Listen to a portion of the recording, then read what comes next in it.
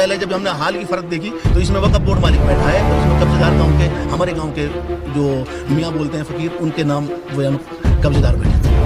अगर दो भी धोखा कर रहा है, सलीम साहब धोखा कर रहे हैं, तो केस चल रहा है। जब तक कोई कोर्ट फैसला नहीं देती जब तक इसको तोड़फोड़ नहीं किया। हमारे गांव की जमीन ही कहीं की मांगी ना है और वक्फ बोर्ड वाला नहीं कब्जा ली हम पे।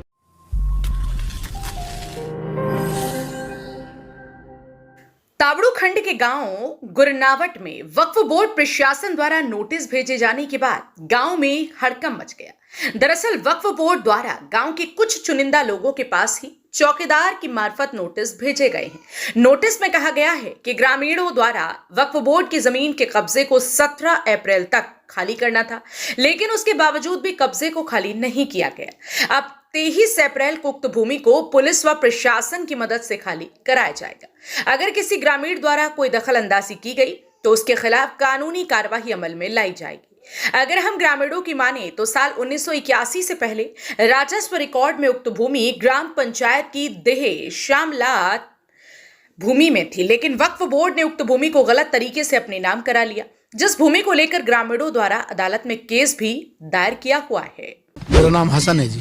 नोटिस दिया था वक्फ बोर्ड की 16 तारीख को और 17 तारीख को इसमें कोई ईदगाह के लिए कोई दीवार लगाई थी गांव, पूरे गांव ने, और वो तो कोई किसी का पर्सनल कब्जा तो था नहीं, ना मेरा ना किसी गांव वाले के लिए अपना कोई पर्सनल मामला था नहीं। इस ईद की नमाज इसमें हम पहले से पढ़ते आए जब ये खाली पड़ी हुई थी। तो सामने इसमें कुछ घर बने हुए हैं इसी जमीन में, तो दीवार इसलिए लगा दी थी कि इस दीवार की वजह से हमें लेडीज होती है नमाज पढ़ते हैं थोड़ी दिक्कत आती है, तो वो नमाज की इसमें कोई किसी का पर्सनल कब्जा नहीं हुआ। तो इसका नोटिस आया, तो उनका जो चौकीदार होता है जी उसके माध्यम से नोटिस आया था।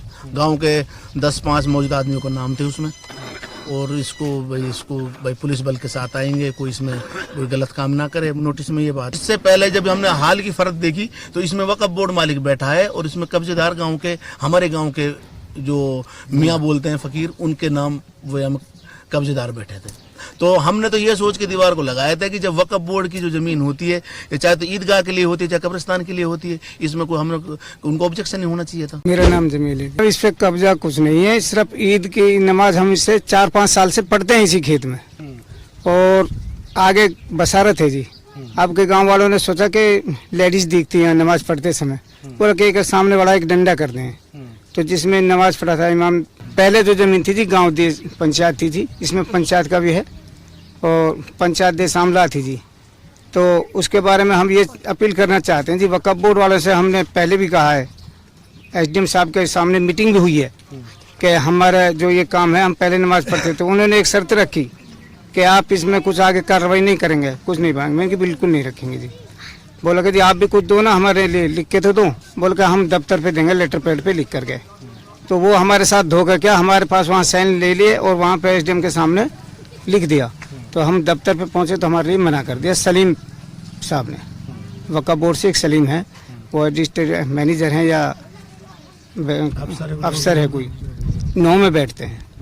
तो ज़्यादातर जो दो भी धोखा कर रहा है, सलीम साहब धोखा कर रहे हैं।